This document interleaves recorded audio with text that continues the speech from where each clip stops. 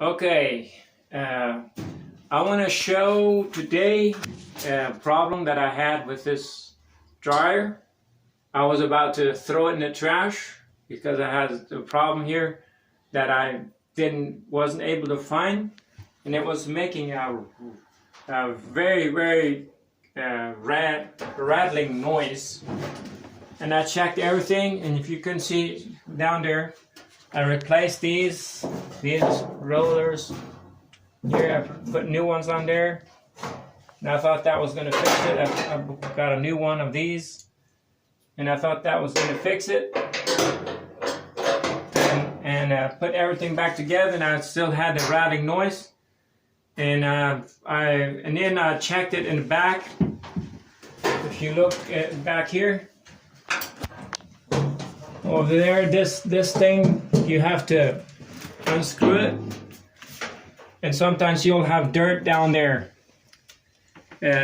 So you have to basically just take this whole thing off and clean it out. You can find screws in there and all sorts of junk. So I did that, and that still didn't fix it.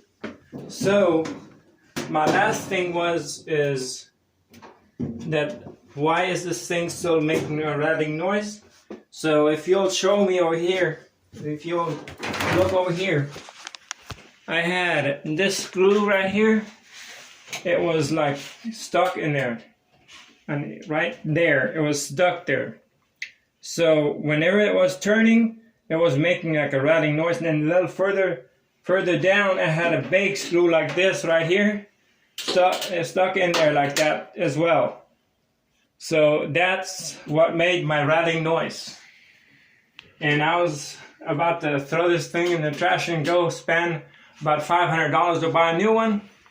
But now that I found this problem, I will be able to put this back together and get it to work again. That's all I got for today.